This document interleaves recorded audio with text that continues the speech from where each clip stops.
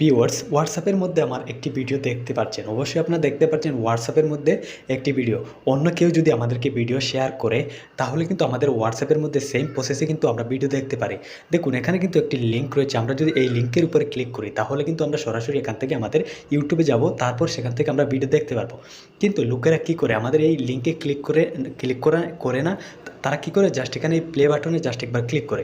যদি প্লে বাটনে ক্লিক করে তাহলে কিন্তু তারা সরাসরি হোয়াটসঅ্যাপের মধ্যে দেখে কিন্তু আমাদের ভিডিওগুলো দেখতে পারে। তারা কিন্তু ইউটিউবে যাওয়ার কোনো প্রয়োজন পড়ে না। আপনারা দেখতে পাচ্ছেন এখান থেকে কিন্তু সরাসরি ভিডিওটি প্লে হয়ে গেছে। এখান থেকে যদি ওরা সরাসরি আমাদের ভিডিওটি প্লে করে দেখে নেয়, আমরা যাকে শেয়ার করি সে যদি এখান থেকে সরাসরি আমাদের ভিডিওটি দেখে নেয় তাহলে কিন্তু আমাদের যে ভিউজটা রয়েছে সেটি কিন্তু কাউন্ট হয় না। আজকে আপনাদেরকে দেখে দেবো একটি প্রসেসে যদি আপনি আপনার ভিডিওটি শেয়ার করেন তাহলে যতক্ষণ পর্যন্ত সে ইউটিউবে গিয়ে আপনার ভিডিওটা প্লে করছে তার আগে কিন্তু সে প্লে করতে পারবে না আপনার ভিডিওতে। তার জন্য কী করবো, এখান থেকে সরাসরি আমরা চলে যাবে ওয়াইটি স্টুডিওতে। তো দেখুন ভিউয়ার্স এখান থেকে আমি চলে আসলাম আমাদের ওয়াইটি স্টুডিওতে। ওয়াইটি স্টুডিওতে আসার পর এখানে দেখুন আমাদের ভিডিওটি রয়েছে। আমরা কী করবো, জাস্ট এই ভিডিওর উপরে একবার ক্লিক করবো। তো আপনারা কী করবেন, এখান থেকে ভিডিওর উপরে ক্লিক করবেন। ক্লিক করার পর এখানে দেখুন পেন আইকন রয়েছে। আমরা কী করবো, জাস্ট এখান থেকে পেন আইকনে ক্লিক করবো। পেন আইকনে ক্লিক করার পর এখানে দেখুন এখানে টেক্সট রয়েছে। আমরা জাস্ট এখানে একবার ক্লিক করবো। ক্লিক করার পর আপনাদের সামনে এরকম একটি ইন্টারফেস চলে আসবে। এখানে দেখুন নিচে একটি অপশন রয়েছে। আমরা কী করবো, জাস্ট এটির এই ঘর থেকে টিকমার্কটি উঠিয়ে নেব। তো আপনারা কী করবেন, এখান থেকে ঘর থেকে টিকমার্কটি উঠিয়ে নেবেন।